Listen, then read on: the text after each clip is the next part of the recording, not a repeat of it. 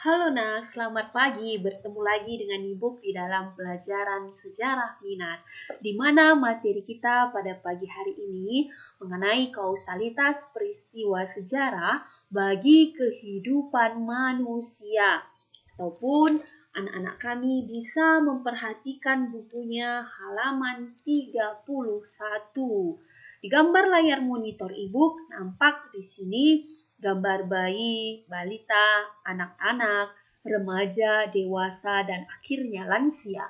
Seperti itulah perubahan secara fisik di dalam diri kita masing-masing. Ataupun pada saat ini anak-anak kami berstatus sebagai anak sekolah. Maka pekerjaan anak-anak kami di sini yaitu sebagai anak sekolah, yaitu untuk mengerjakan PR yang diberikan oleh bapak ataupun ibu guru. Dan apabila nanti anak-anak kami sudah bekerja, maka terjadi perubahan, yaitu pekerjaannya sebagai pekerja di dalam berbagai bidang. Itulah contoh perubahan pada diri manusia, baik secara fisik ataupun secara status pekerjaan. Oke, sekarang masuk kita ke materi kita. Di sini kita akan mempelajari sejarah kausalitas, periodisasi, diakronik, dan sinkronik. Inilah diagram yang akan kita pelajari ataupun kaitan di dalam peristiwa-peristiwa sejarah. Yang pertama yaitu kausalitas ataupun sebab akibat. Semua peristiwa pasti memiliki sebab dan pasti memiliki akibatnya. Ataupun semua peristiwa pasti memiliki keterkaitan. Di sini kita belajar tentang peristiwa ataupun kausalitas sebab akibat di dalam sejarah. Menurut ahli Sartono Kartodirjo pada tahun 1982, maka kausalitas adalah hukum sebab akibat mengenai suatu peristiwa, keadaan, atau perkembangan. Kausalitas adalah hukum sebab akibat mengenai suatu peristiwa, keadaan, ataupun perkembangan. Tanpa kausalitas, sejarah akan menjadi ilmu yang memuat kronologi saja. Oke. Tanpa kausalitas, sejarah akan menjadi ilmu yang membuat kronologi saja. Kronologis yaitu urutan peristiwa di dalam sejarah. Oke. Ada di sini konsep kausalitas dalam sejarah. Seperti arti yang Ibu bilang tadi, kausalitas adalah hubungan yang memiliki sebab dan akibat dan saling mempengaruhi. Peristiwa tersebut bisa terjadi secara langsung ataupun tidak langsung. Di sini nampak apa sebabnya, apa akibatnya, apa sebabnya, dan apa akibatnya. Itulah arti dari kausalitas. Dan kausalitas juga memiliki konsep, yaitu konsep yang berfungsi untuk dari sebab dan akibat tersebut, maka muncullah pertanyaan-pertanyaan dari peristiwa tersebut. Seperti contohnya ya nak ya. Di sini ada contoh Ibu kasih, mengapa terjadi Perang Dunia Kedua? Mengapa Perang Dunia Kedua berakhir pada tahun 1945? Ini disebut dengan konsep kausalitas. Ada satu pertanyaan yang di dalamnya ada hal yang harus kita uraikan. Kita harus menguraikan mengapa peristiwa tersebut terjadi dan apa sebab dan akibatnya. Seperti yang sudah Ibu terangkan tadi. Oke, lanjut kita. Yang berikutnya yaitu konsep diakronik. Secara etimologis, kata diakronik berasal dari bahasa Yunani yaitu dia dan kromos. Dia mempunyai arti melintas, melampaui, atau melalui. Sedangkan kromos berarti waktu. Jadi, diakronik berarti sesuatu yang melintasi, melalui, dan melampaui dalam batasan waktu. Jika dikaitkan dengan sejarah dalam peristiwa atau kejadian, sebagaimana kita telah ketahui bahwa sejarah merupakan kumpulan peristiwa. Setiap peristiwa yang terjadi tersebut dibatasi oleh waktu. Setiap peristiwa yang terjadi tersebut dibatasi oleh waktu. Kita lihat contoh dari kausalitas yang berkaitan dengan diakronik ya nak ya.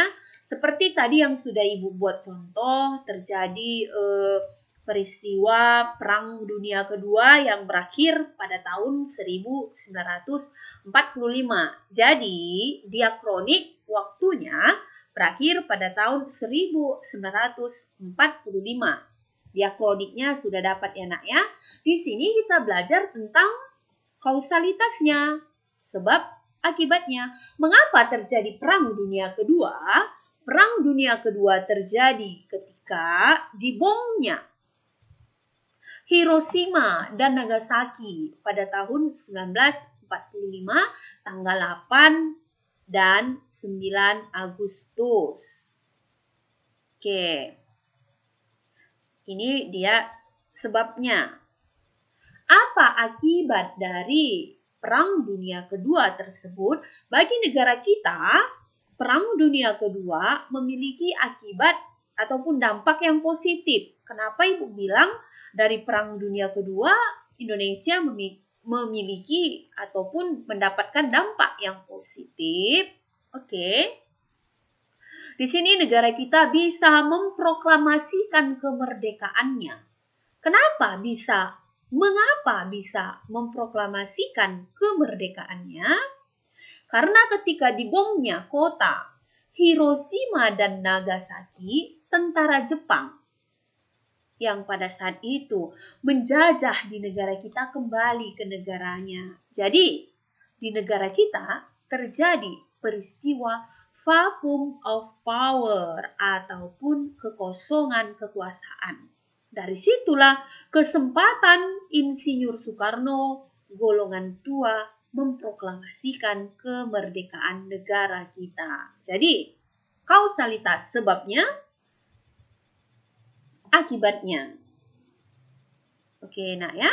Sebabnya dibomnya Hiroshima Nagasaki pada Perang Dunia Kedua, akibat positifnya bagi negara kita bisa memproklamasikan kemerdekaannya. Oke, contoh yang lain. Masa pemerintahan Raja Hayam Wuruk berlangsung antara tahun 1350 sampai 1389. Yang kedua, Perang Diponegoro berlangsung antara tahun 1825 sampai 1830. Penjajahan Jepang di Indonesia berlangsung antara tahun 1942 sampai 1945. Ini merupakan contoh dari diakronik. Pengertian diakronik seperti yang Ibu tayangkan slide sebelumnya sering disamakan dengan kronologi yang secara etimologis berasal dari bahasa Yunani, yaitu kromos dan logos. Hal ini sama dengan pengertian sebelumnya bahwa kromos adalah waktu, sedangkan logos adalah uraian atau ilmu. Anak-anak kami pasti sering mengucapkan kata kronologis. Bagaimana kronologis peristiwa tersebut? Jadi di sini yang nampak adalah urutan waktu. Jadi jelas diakronik, kronologis, kausalitas memiliki hubungan. Rentang waktu atau masa sejak manusia ada hingga sekarang merupakan rentang yang sangat panjang, sehingga para ahli sering mengalami kesulitan untuk memahami dan membahas masalah yang muncul dalam sejarah kehidupan manusia. Oke, jadi untuk mempermudah pembabakan kehidupan manusia, maka dikeluarkan periodisasi. Berarti setelah tadi kausalitas, diakronik, kronologis, sekarang masuk kita ke periodisasi. Periodisasi digunakan untuk mempermudah pemahaman dan pembahasan sejarah kehidupan manusia. Periodisasi hampir sama dengan kronologis diakronik, membahas tentang urutan waktu.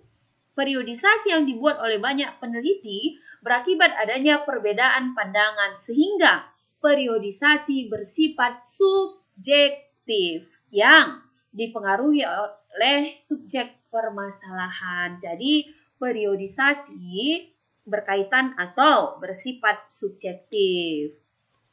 Oke.